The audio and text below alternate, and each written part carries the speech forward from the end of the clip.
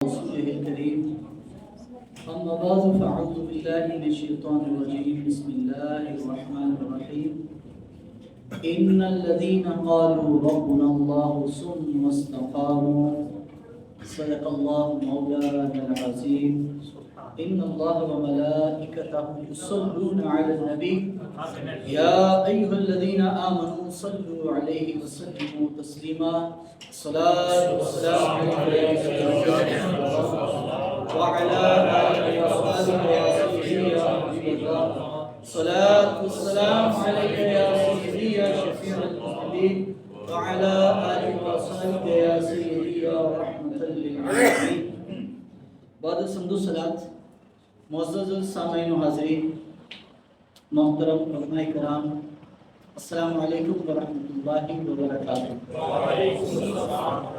معزز سامعین محترم، علامہ صاحب نے جو تعریف ہے ہماری وہ ضرور سے زیادہ کرتے ہیں، ہم اس کے قابل نہیں ہیں، بس یہ اساتذہ کی چوٹیاں اٹھانے کی برکت ہے اور مشائخ کی صحبت کی برکت ہے کہ جو اللہ تعالیٰ نے ہمیں بے دینی والے ماحول سے نکال کر اپنے دین کی دولت عطا کی۔ سبحان اللہ۔ ابھی چند دن پہلے انہوں نے ہمیں موضوع دیا کہ آپ نے اس موضوع پہ بات کرنی ہے، الاستقامت فوق الکرامت، استقامت کرامت سے بھی اعلیٰ۔ تو اس پر میں نے قرآن مجید فرقان حمید کی ایک آیت مبارکہ کا کچھ حصہ تلاوت کیا۔ اس کے ضمن میں چند باتیں عرض کروں گا اور پھر اجازت چاہوں گا۔ اللہ تعالی ہم سب کو استقامت کا صحیح احوال کی دولت نصیب فرمائے۔ معزز سامعین، اللہ تعالیٰ نے فرمایا کہ بے شک وہ لوگ ان الذین قالوا ربنا اللہ، وہ لوگ جنہوں نے کہا ہمارا رب اللہ ہے، ثم استقاموا، اور پھر اس کے بعد وہ ڈٹ گئے، قائم ہو گئے، استقامت اختیار کر لی۔ تو اللہ تعالیٰ نے استقامت کا جو لفظ بولا ہے، حضرت عمر رضی اللہ تعالیٰ نے یہی آیت مبارکہ تلاوت کی۔ سیدنا عمر رضی اللہ تعالیٰ یہ آیت مبارکہ پڑھنے کے بعد میں لوگوں جانتے ہو استقامت کا مطلب کیا ہے؟ تو حضرت سیدنا عمر رضی اللہ عنہ جو لفظ کہے تبرکن، عربی کے اندر وہ میں جملہ پڑھنے چاہوں گا، ویسے تو زبانی یاد ہے لیکن عربی والا میں چاہتا ہوں مجھ سے غلطی نہ ہو جائے۔ وہی لفظ جو سیدنا عمر رضی اللہ عنہ پڑھے اور تعریف استقامت کی جو حضرت عمر نے کی ہے، میں چاہتا ہوں برکت کے لیے آپ اور میں اس سے حصہ حاصل کروں۔ سیدنا عمر رضی اللہ عنہ فرمایا، قال عمر تعالی عمر رضی اللہ عنہ حاضر آئے، حضرت عمر نے یہ آیت جب پڑھی فرمایا واللہ، اللہ کی قسم بِإِطَاعَتِي وَلَمْ يَرُوبُ رُوَانُ الطَّالِبِ، فرمایا کہ اللہ کی قسم استقامت اس کا نام نہیں ہے کبھی ادھر جائے کبھی ادھر جائے۔ فرمایا حضور نے جو صراط مستقیم بتا دی ہے اس پہ ایک ہی رستے پر لکیر ناک کی لکیر کی طرح سیدھے چلنے کا نام استقامت ہے۔ لوگ کہتے ہیں فلاں نے یہ کہہ دیا، فلاں نے اولیاء کے بارے میں یہ کہہ دیا، فلاں نے اس کے بارے میں یہ کہہ دیا، تو جو استقامت والے ہوتے ہیں ان کے کان اس طرف جاتے ہی نہیں۔ حضرت عبداللہ ابن عمر رضی اللہ تعالیٰ، خوارج نے حضرت عمر کے سامنے آیات پڑھی، امام دارمی علیہ رحمہ نے یہ بات نقل کی ہے۔ آپ فرمائیں جب حضرت عبداللہ بن عمر کے سامنے خوارج نے قرآن کی آیتیں پڑھی نا، آپ رضی اللہ تعالیٰ عنہ آپ نے فرمایا قرآن ٹھیک پڑھ لو۔ جب اس نے تشریح کرنی شروع کی آپ نے کانوں میں انگلیاں ڈالی، آپ نے فرمایا کہ قرآن تو ٹھیک پڑھتا ہے لیکن اب اپنی من گڑت تشریح جب پیش کرے گا کہیں تیرے سننے سے میرے دل میں حق کے بارے میں وہم پیدا نہ ہو جائے۔ تو اہل استقامت جو ہے نا ان کے کان بھی بند ہوتی ہیں، ان کی آنکھیں بھی بند ہوتی ہیں، وہ ایک جگہ جب ڈٹ جائے وہ چلتے رہتے ہیں۔ حضرت سفیان بن عبداللہ رضی اللہ تعالیٰ یہ مشہور صحابی نبی علیہ السلام کی خدمت میں آئے۔ امام مسلم علیہ رحمہ فرماتے ہیں کہ جب سرکار کی بارگاہ میں آئے نا ایک ایسی بات پوچھی گویا کہ سمندر کو کوزے میں بند کر دیا. پوچھا یا رسول اللہ صلی اللہ علیہ وسلم ایک ہی بات بتا دیں کہ مجھے اس کے بعد کسی اور سے دین کی پوچھنے کی ضرورت ہی نہ پیش آئے. یعنی ایسی جامع بات ہو کہ بس وہ سن لوں, بس میرے لیے وہی کافی ہو. سیدنا سفیان فرماتے ہیں کہ نبی علیہ السلام نے فرمایا, آقا دو عالم علیہ السلام نے ارشاد فرمایا کہ آمنت باللہ, اللہ پر ایمان لو, اور جی میں اللہ پر ایمان لایا, ثم استقم, اور پھر اس میں قائم ہو جاؤ. بس جب رب کو, یعنی نبی علیہ السلام بتانا چاہ رہے کہ جس کو مان لیا جائے اس کے بارے میں پھر دلیلیں نہیں ڈھونڈا کرتے. اہل استقامت کا یہ طریق ہے کہ وہ جس کو مان لیتے ہیں پھر اس کے بارے میں, پھر ان کے بارے میں جرا نہیں کرتے, ان کے بارے میں سوال نہیں کرتے. یہی تو اہل سنت کی خوبی ہے کہ ہم نے صحابہ کو بھی مانا تو دلیل سے نہیں, اہل بیت کو بھی مانا دلیل سے نہیں, اور اولیاء کو مانا دلیل سے نہیں, بس ان کو دیکھ لیا کہ حضور کے راستے پر ہیں, پھر ان کے بارے میں جرا نہیں. آج کبھی کوئی کس صحابی پر جرا کر رہا ہے, کبھی کوئی کس پر جرا کر رہا ہے. میں کہتا ہوں کہ اگر یہ جرا جاری رہی تو بات تو صدیق اکبر پر بھی نہیں رکے گی, بات تو نبی علیہ السلام تک جائے گی. اور جب حضرت امیر معاویہ سے لے کر اور ابو بکر صدیق تک سب کی تم جرا کرو گے تو بتاؤ تو دین کیا رہے گا. استقامت کی خوبی تو یہی ہے نا کہ انسان پھر اس پر سوال نہ کرے. بس وہ بابا بلے شاہ نے کیا بات کہی تھی, کہا کہ عاشقاں دا کم من لینا تے منکر علیہ انکار بڑی. کہا عاشقوں کا کام ماننا, بس مان لیا بھائی. جس کو امت نے جس پر اجماع جن لوگوں پر کر لیا ان پر سوال نہیں اٹھے, بس اب ضرورت نہیں ہے. تو استقامت فوق الکرام, استقامت کرامت سے بھی آ رہے. تو نبی کریم نعرہ تکبیر, اللہ اکبر, نعرہ رسالت, یا رسول اللہ, نعرہ رسالت, یا رسول اللہ, نعرہ رسالت, یا رسول اللہ, علماء اہل سنت, علماء اہل سنت, حضرت علامہ پیر قاری رحمت علی جماعتی صاحب.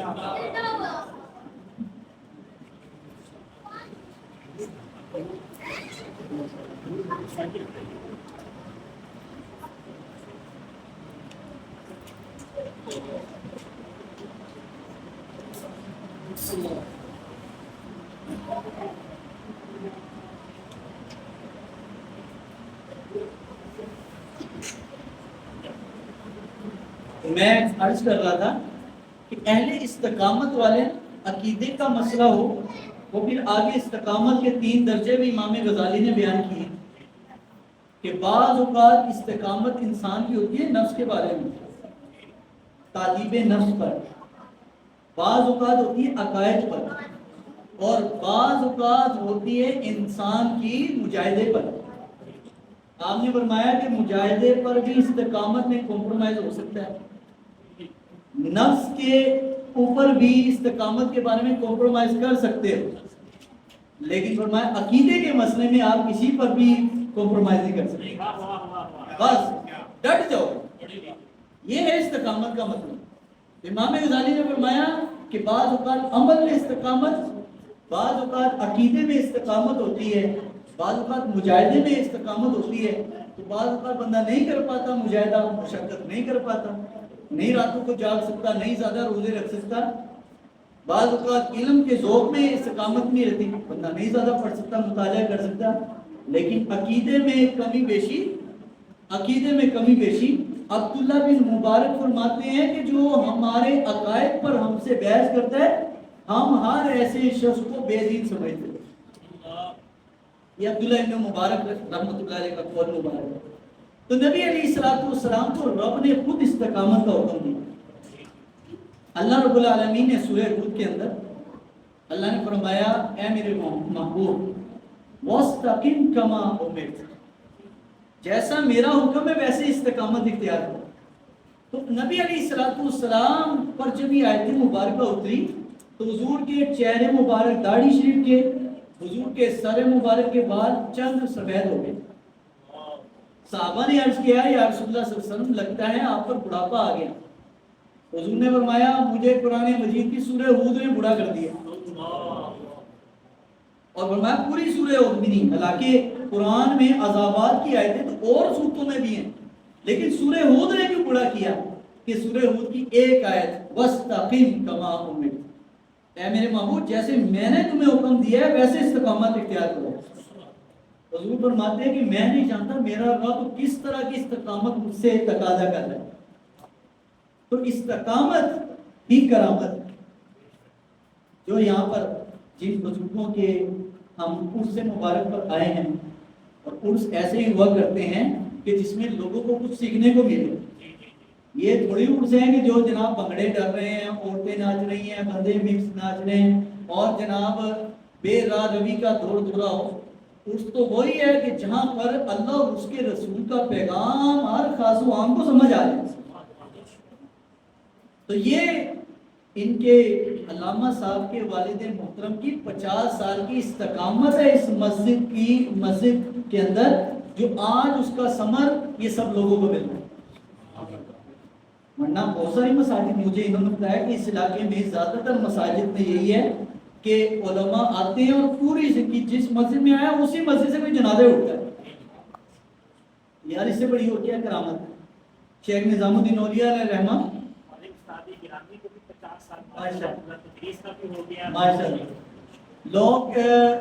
لوگوں کی ہاف سینچریاں گنتے ہیں نا، تو پوری زندگی اگر ہر کرکٹ میچ میں وہ ہاف سینچری مارے اتنا کمال نہیں ہے کہ جو دین کے رستے پر چلتے ہوئے ہاف سینچری پوری کرے.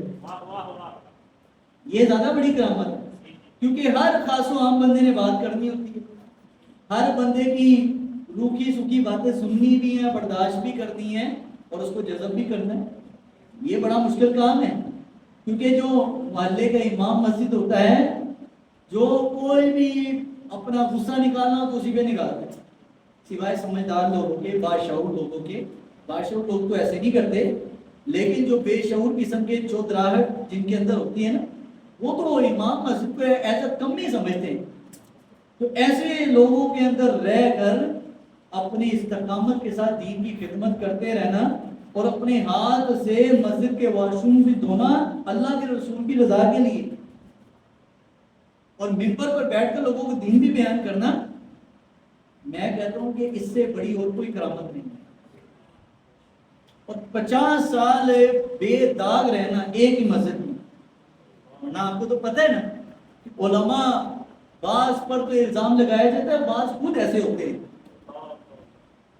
کیسے کیسے کیسز ہمیں دیکھنے کو نہیں ملے. تو یہ ان کی کرامت کی سب سے بڑی دلیل ہے کہ انہوں نے 50 سال بغیر داغ و دبے کے رسول اللہ صلی اللہ علیہ وسلم کے مصلی اور ممبر کی خدمت کی ہے.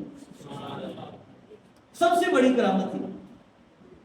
حضرت سیدنا سلمان بن الاکوع رضی اللہ تعالیٰ نبی علیہ السلام کی خدمت میں حاضر تھے.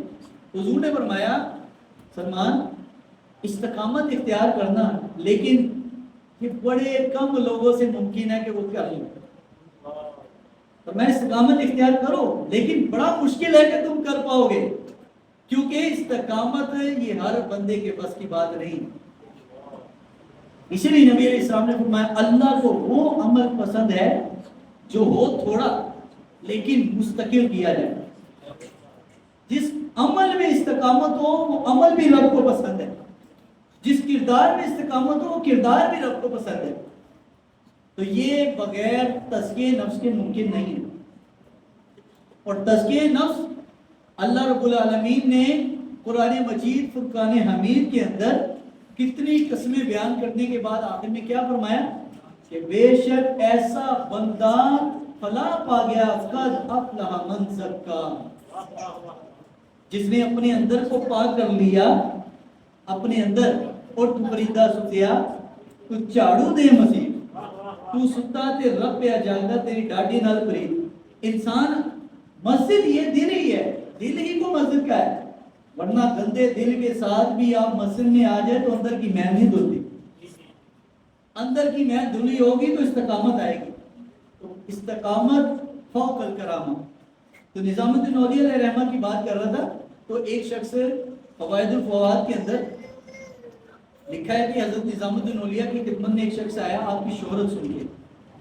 سنا تھا کہ شاید بہت صاحب کرامت ہے. تو جب ان کی خدمت میں رہا 3 دن رہا تو کہتا جی بس ٹھیک ہے جی میں جاؤں. بھائی کیا ہوا کیوں جا رہے ہو؟ انہوں نے کہا جی میں آیا تھا بچی ادھر تو کچھ بھی نہیں ہے وہی بس سیدھی سیدھی باتیں جیسے آج کل لوگ کہتے ہیں وہ مولویوں کی باتیں ان کو کیا پتا فقیروں کا ان کو کیا پتا درویشوں کا. میں نے کہا فقیر درویش ہوتا ہی وہ ہے جس کے اندر سادگی ہو جس کو لوگ پہچان ہی نہ پائے. ورنہ جبے کبے پہن کر اور آگے پیچھے پروٹوکول لگا کے نعرے لگوانا تو یہ آسان کام ہے لیکن اپنے کردار کی خوشبو بکھیرنا یہ مشکل کام ہے. تو حضرت نظام الدین اولیاء علیہ رحمہ نے فرمایا کہ بھائی تم نے کیا دیکھا ہمارے اندر؟ بس وہی آپ کیا وہی صبح نماز پڑھتے ہیں وہی تہجد کی نماز پڑھتے ہیں بس دعا کر دیتے ہیں. کوئی آتا ہے تو اس کے لیے دعا کر دیتے ہیں. فرمایا تو کچھ بھی کرامت نہیں ہے. کوئی سونے کی ڈلی نہیں بنائی کوئی مٹی کو سونا نہیں بنایا کوئی جناب کسی کے لیے ہاتھ اٹھائے تو سونے اور چاندی کی برسات کسی پر نہیں ہوئی. آج لوگ کسی کو کرامت سمجھتے ہیں. اسی وجہ سے آج کے دور میں آج کی دینی مارکیٹ میں ایک ہے دنیا کی مارکیٹ شال کی مارکیٹ ایک ہمارے دینداروں کی بھی مارکیٹ ہے. اور اس مارکیٹ میں سب سے کامیاب بزنس مین بھی وہی ہے جو بڑے سے بڑا دعویٰ کر سکے. کرتے ہیں نا. آؤ میں آپ کو داتا صاحب سے ملاقات کراتا ہوں. بھائی داتا صاحب نے تو نہیں کبھی کہا آؤ میں حضرت علی سے ملاقات کرواتا ہوں. نہیں کہا کبھی نہیں کہا. یہ تو آج کے دور کی پیداوار ہے نا جو میں آؤ جی تمہیں داتا صاحب سے ملوا دیتا ہوں میں تمہیں ابو بکر صدیق سے ملاقات کروا دیتا ہوں میں سرکار سے تمہیں دیدار کرا دیتا ہوں. اہل استقامت جو صاحب حوال لوگ ہوتے ہیں وہ اس طرح کی باتیں نہیں کہا کرتے. تو نظام الدین اولیاء علیہ رحمہ نے فرمایا کہ مجھے یہ بتا 3 دن میں تو میرے پاس رہا جتنا دین تجھے آتا ہے اس دین کی مخالفت میں مجھے دیکھا. یہ نہیں کہا کہ میرے مطابق کہا تو جتنا دین جانتا ہے. کیونکہ آج کل کے عام لوگ مفتیوں سے بڑے مفتی ہوتے ہیں. عام بندہ مفتی اتنا بڑا مفتی نہیں ہے. وہ پھر بھی سوچ سمجھ کے امام شافعی فرماتے ہیں نا کہ پڑھے لکھے بندوں کے ساتھ جب میں مناظرہ کیا 22 باری مناظرہ میں جیت گیا 22 باری کیا 22 باری جیتا لیکن جاہلوں سے میں ہمیشہ ہار گیا. تو پڑھے لکھے بندے کو بات سمجھانا آسان ہے جاہل کو سمجھانا مشکل. تو آپ نے فرمایا مجھے بتا 3 دن تیرے دین کے نالج کے مطابق مجھے خلاف شریعت کو کام کرتے دیکھا تھا نہیں. میں اس سے بڑی کرامت کیا دیکھتی ہوں. یہی سب سے بڑی کرامت ہے. تو اس دور میں بلکہ نبی علیہ الصلوۃ والسلام نے کتاب الزہد کے اندر امام احمد بن حنبل نے جو بات کہی آپ نے فرمایا نبی علیہ السلام نے فرمایا اللہ کو پسندیدہ ترین بندے وہ ہیں کہ جو رب کے ساتھ اس طرح جڑے ہوں کہ ڈھونڈنے سے نہ ڈھونڈے جائیں. یعنی اتنے سادہ ہوں عمل ان کا اتنا سیدھا ہو لیکن ڈھونڈنے سے نہ ملیں. قیامت کو رب ایسے لوگوں کو نور کے ممبروں پر بٹھائے گا. آج کے چمکیلے جبے کبے پہن کر اور 2-4 رنگ برنگیاں منڈیاں پہن کر اور ہاتھ میں جناب چمکیلی تصویر رکھ کر اس کو گھمانا تو بڑا آسان کام ہے لیکن اندر والی چمک کیسے پیدا ہوگی وہ تو بغیر تزکیہ نفس کے نہیں ہو سکتی. تو حضرت مجدد علیہ رحمہ نے فرمایا بعض علماء بعض صوفیاء صرف ظاہراً شریعت پر خوش ہے. بس داڑھی رکھ لی نماز پڑھ لی بس ختم وہ آگے نہیں جاتے. فرمایا اس سے اگلا بھی درجہ ہے کچھ لوگوں کا. فرمایا اہل ہوا علماء صرف شریعت کے ظاہر کو دیکھتے ہیں. اور فرمایا جو اہل اللہ عالم ہیں اللہ والے عالم ہیں فرمایا وہ ہوائے نفسانی کے مطابق شریعت کو نہیں جانتے وہ اپنے نفس کی مخالفت میں شریعت اور اللہ رسول کی خوشنودی کو دیکھتے ہیں. سبحان اللہ سبحان اللہ. تو مجدد رحمۃ اللہ علیہ 7 درجے بیان کیے ہیں اتباع رسول صلی اللہ علیہ وسلم کے. اور فرمایا دوسرا درجہ ان میں ان لوگوں کا ہے کہ جو لوگ استقامت کے ساتھ دین پر چل رہے ہوں اور ان کے ہاں دین کی شیریں بات اور دین کی تلخ بات ایسے ہی شیریں ہوں جیسے دین کی میٹھی بات خوبصورت ہے. سبحان اللہ سبحان اللہ. جیسے ہم کہتے ہیں غلامی رسول میں موت بھی قبول. بہت بڑا نعرہ ہے یہ. تو اس نعرے کا تقاضا پتہ کیا ہے کہ چاہے ہمارے مطابق ہو یا ہماری مخالف میں ہو اللہ رسول کی ہر بات مجھے تسلیم ہے. یہ کام بڑا مشکل ہے. لوگ آج دین کے پک اینڈ چوز آپ تؤمنون ببعض الکتاب وتکفرون ببعض. کچھ چیزوں کو مانتے ہیں جو پسند والی وہ تو لے لی, جو مطلب کہ مرضی پر طبیعت پر نہیں ہے اس کو چھوڑ دیا یا اس کی بات بھی نہیں کرتے. لیکن جو اہل استقامت ہیں حضرت مجدد فرماتے ہیں ان کے ہاں جو خوبصورت میٹھی بات ہے تلخ بات بھی ایسی ہی ان کے نزدیک میٹھی ہے کیونکہ وہ بات اللہ رسول کی طرف سے ہوتی ہے. اور جتنے اہل ممبر و محراب ہے نا اگر وہ استقامت پر ہے دین پر چل رہے ہیں شریعت پر چل رہے ہیں تو ان سے بڑا ولی کوئی نہیں, ان سے بڑا ولی کوئی نہیں. اس لیے اپنے اپنے علاقے کی جو مساجد ہیں اپنے اپنے محلے کی جو مساجد ہیں ان کی علماء کا اگر کردار بیدار ہو نا تو کسی پیر کے پاس جانے سے بہتر ہے کہ اپنے محلے کے امام مسجد سے دعا کروا لو. کسی بھی بازاری بندے کے پاس جانے کی ضرورت نہیں, کسی سے تویز لینے کی ضرورت نہیں. اعلیٰ حضرت رحمۃ اللہ علیہ کے پاس نا ایک بندہ آیا کہ جی میں چاہتا ہوں کہ آپ سے وظائف کی اور تعویذات کی اجازت لینی ہے, آپ ہمیں کوئی چلہ ارشاد فرمائیں. اعلیٰ حضرت نے فرمایا تمہیں چلے کی ضرورت ہی نہیں ہے. جی وہ بڑے بڑے لوگ تو چلے کرتے ہیں دریاؤں میں جا کے کنووں میں الٹا لٹک کے, اور ہمیں چلے کی کیوں ضرورت نہیں ہے. فرمایا اس لیے کہ تم نے مسجد میں رہ کر دین کی خدمت کرنی ہوتی ہے, ہمیشہ باوضو رہنا ہوتا ہے, حرام سے اپنے آپ کو بچانا ہوتا ہے. فرمایا جو بندہ اپنے آپ کو شریعت کی حرام کی چیزوں سے روک لے فرمایا ایسے بندے کو کسی چلے اور وظیفوں کی ضرورت نہیں ہے. سب سے بڑی ولایت کی دلیل ان کا وہ عمل ہے. جتنے بھی اہل اللہ ہیں جتنے بھی علماء ہیں اگر ان میں دین کے مطابق شریعت کے مطابق وہ چل رہے ہو نا تو اللہ اور اس کے رسول کے ہاں وہ سب سے بڑے ولی ہیں. میری یہ چند معلومات تھی جو میں نے آپ کے سامنے عرض کی. آپ کوشش کیجئے اپنے عمل میں مستقل مزاجی لے کے آئیے. یہ نہیں کبھی دل کیا تو پوری پوری رات کھڑے رہے اور کبھی دل کیا تو 5 ٹائم کی نماز بھی مستقل نہ پڑھ سکے. عمل کے اندر اپنے سنجیدگی پیدا کیجئے, استقامت پیدا کیجئے, اور تھوڑا عمل بھی ہو. حضور نے ارشاد فرمایا ان اللہ لا ينظر الى صورکم, اللہ تمہاری شکل نہیں دیکھتا, اللہ تمہاری شکل کو نہیں دیکھتا, رنگ کا کالا ہے گورا ہے یہ نہیں دیکھتا. ولا ينظر الى اموالکم, نہ تمہارے پیسے کو رب نے دیکھنا, ولکن ينظر الى قلوبکم واعمالکم, لیکن رب نے اگر دیکھنا ہے وہ تمہارا عمل دیکھنا ہے اور تمہارا دل دیکھنا ہے.